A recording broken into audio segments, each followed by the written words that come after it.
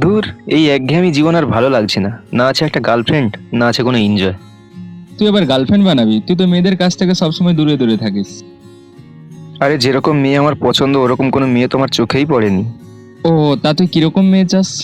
এই যেমন একটু ভদ্র, একটু সভ্য, তার মধ্যে সব রকম ডিসিপ্লিন থাকবে, যাকে দেখলে আমার চোখের পলক পড়বে না। সেই হবে আমার স্বপ্নের রাজকন্যা। আমার কতদিনের ইচ্ছা এরকম একটা মেয়েকে বিয়ে করব। ও, আচ্ছা, তোর কিরকম মেয়ে পছন্দ? তুই কখনো এক ঢিলে দুই পাখি মেরেছিস? দূর, আমি তো কখনো 10 ঢিলেও একটা পাখি মারতে পারিনি, আর তুই বলছিস এক ঢিলে দুইটা পাখি। তবে ছোটবেলায় একটা বাদুড় মেরেছিলাম, কিন্তু সেটা ঢিল দিয়ে নয়, শালাকে লাঠি দিয়ে পিটিয়ে মেরেছিলাম। তুই আজীবন বাচ্চাই থেকে যাবি। বলি শোন, এমন একটা মেয়ের সাথে প্রেম করবি যাকে বিয়ে করে তোর পুরো লাইফটা সেটিং হয়ে যাবে। এই যেমন আমাদের পাশের বাড়ির সাথী, ওর বাবা শহরের টপ বিজনেসম্যান, আবার ওকে দেখতে একদম ঝাকাস, যাকে বলে রূপে লক্ষ্মী গুণে সরস্বতী। ওকে যদি পটিয়ে বিয়ে করতে পারি আমার লাইফটা পুরো সেটিং হয়ে যাবে। আর একেই বলে এক ঢিলে দুই পাখি। কিন্তু সে তোর সাথে প্রেম করবে কেন? সাথীর বান্ধবী বলতে শুনলাম কালকে ওর জন্মদিন। আর ওর জন্মদিনে যে ওকে প্রথম প্রপোজ করবে ও তার সাথে রিলেশন করবে এবং তাকেই বিয়ে করবে। তাই ভাবছে কালকে সকালে সাথীকে সবার প্রথম আমি প্রপোজ করেই ফেলবো, বুঝলি? ও প্রত্যেকদিন কালো জামা পরে রাস্তায় ঘুরতে বেরো, আর ওকে যদি একবার পটিয়ে বিয়ে করতে পারি আমার লাইফটা পুরো সেটিং হয়ে যাবে। এই মেয়েটাকে কিছুতেই সুখেন্দুর হতে দেওয়া যাবে না। যে করেই হোক সুখেন্দুর আগে আমাকে পটাতে হবে। শোন, এভাবে রিস্ক নেওয়াটা ঠিক হবে না। তুই যখন এক ঢিলে দুই পাখি মারতে চাইছিস, প্রপোজটা তাহলে তুই ঢিল ছুঁড়েই কর। তুই বরং ওর বান্ধবীর হাতে আই লাভ ইউ বলে একটা চিঠি লিখে পাঠা। কথাটা তুই কিন্তু খারাপ বলিস নি। ঠিক আছে চল, তোর প্ল্যানটাই কাজে লাগাই। আচ্ছা চল, কালকে তোকে ফোন করবো।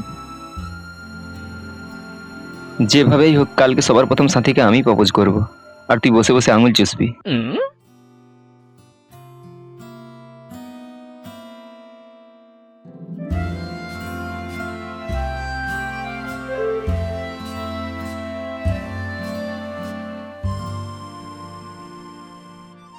এই মেয়েটাই মনে হয় সাথী। ওহ, কি দেখতে! সত্যিই রূপে লক্ষ্মী গুণের সরস্বতী, আবার বাবার কোটি কোটি টাকা। আজকে তো একে আমিই পটিয়ে ছাড়বো। না যাই, এবার প্রপোজটা করেই ফেলি।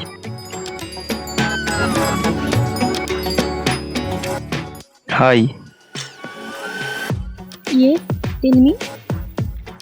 মেয়েটা মনে হয় ভালো করে বাংলা বলতে পারে না, মনে হয় বিদেশে ছিল তো তাই। ঠিক আছে, কোনো ব্যাপার না, বিয়ের পরে আমি সব শিখিয়ে নেব। এইভাবে তাকিয়ে না থেকে কি বলবে বলো। আসলে তোমাকে প্রথমবার দেখেই আমি ভালোবেসে ফেলেছি। I love you. বুঝেছি। কি নাম তোমার?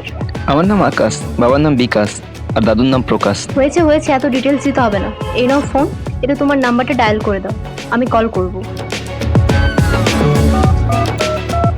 আরে এত তাড়াহুড়ো করছো কেন? আরে কি বলবো, যা আনন্দ হচ্ছে না আজকে, বন্ধুর পুকুরে আমি প্রথম জাল ফেলে দিয়েছি।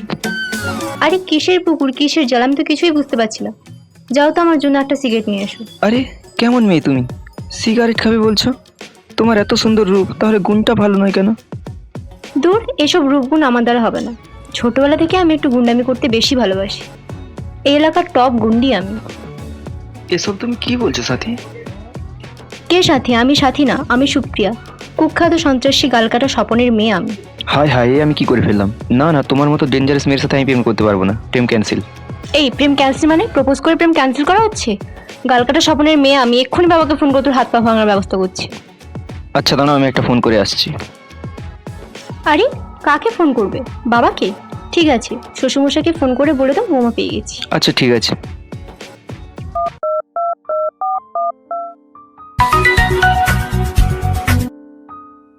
হ্যালো। হ্যালো ভাই সুখেন্দু, তুই কোথায় আছিস? এই তো বাড়িতে, তুই কোথায়? আর বলি শোন, তুই যে বুদ্ধিটা দিয়েছিলাম কাজে লেগে গেছে। আমি সাথীকে চিঠি লিখে পাঠিয়েছিলাম, ও আমার ভালোবাসা অ্যাকসেপ্ট করেছে। সে কি, তুই আজকে বাইরে বেরাসনি?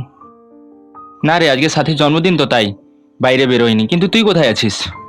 আরে আমি তোর আগে পুকুরে জাল ফেলতে গিয়ে সেই জালে নিজেই ফেসে গেছি, আমাকে বাঁচা প্লিজ।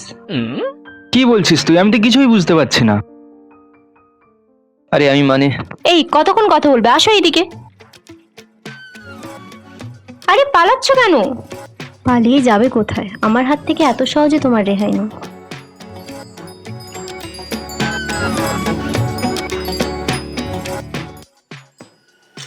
চিয়ার্স।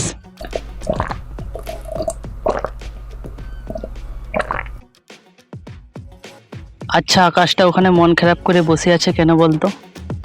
হ্যাঁ ঠিকই বলেছিস, ও একটা কি ব্যাপার নিয়ে ফেঁসে গেছে, আমাকে বলেছিল। চল দেখি জিজ্ঞাসা করি। ঠিক আছে চল।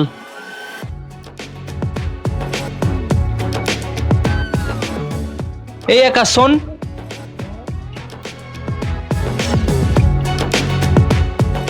কি রে, কি হয়েছে তোর? আর বলিস না, সুখেন্দু একটা মেয়ের কথা বলেছিল যাকে পটাতে পারলে লাইফ সেটিং হয়ে যাবে, কিন্তু আমি তাকে প্রপোজ করতে গিয়ে ভুল করে একজন সন্ত্রাসবাদীর মেয়েকে প্রপোজ করে ফেলেছি। এখন সে আমাকে দিনরাত ব্ল্যাকমেল করছে আমার হাত পা ভেঙে দিবে বলে। এখন তোরাই বল আমি কি করব? এত বড় কথা? কে সে কোনটা? চল দেখে নেবো। আমরা আছি, কোনো চাপ লিস না, দেখে নেবো শালাকে।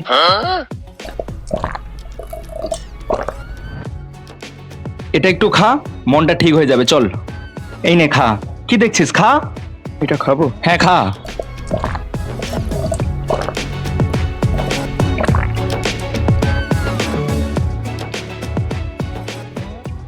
চল তাকে দেখে নেবো।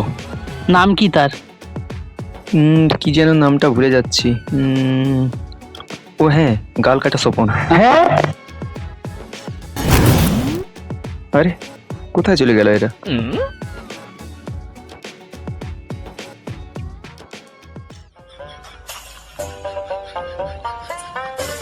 এই আমাকে দেখে পালাও কেন তুমি?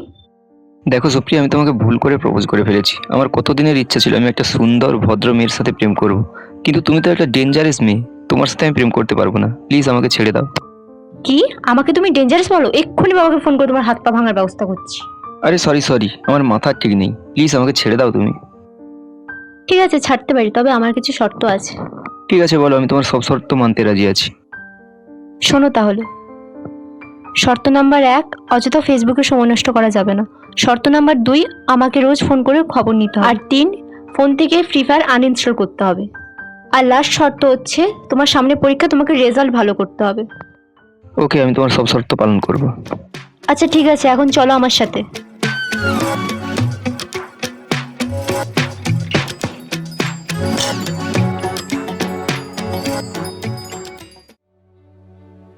এই আজ না তোমার রেজাল্ট বেরিয়েছে, রেজাল্টের খবর কি?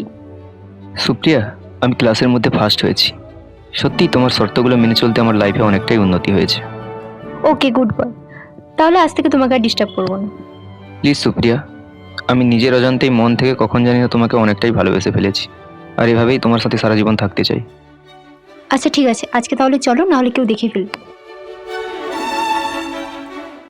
আচ্ছা সুপ্রিয়া, তোমাকে একটা কথা বলবো? বলো। তুমি তো বলেছিলে তুমি সন্ত্রাসীর মেয়ে, কিন্তু তোমার মধ্যে তো আমি কোনো গুন্ডামি দেখতে পাই না। আচ্ছা শোনো তাহলে, তোমাকে একটা সারপ্রাইজ দিই। আরে আমি কোনো গুন্ডা ফুন্ডা না, আর আমার বাবাও কোনো সন্ত্রাসী না। আসলে আমার বাবা একজন নামকরা বিজনেসম্যান, আর প্রথম থেকেই আমার তোমাকে একটু ভালো লাগতো, তাই একটু মজা করেছিলাম তোমার সাথে। সত্যি? হ্যাঁ সত্যি। তাহলে এতদিনে এক ঢিলে দুই পাখি তুমিই মারলে। কিন্তু এভাবেই সবসময় ভয় করে চলতে হবে কিন্তু আমাকে। আচ্ছা ঠিক আছে, চলো তাহলে।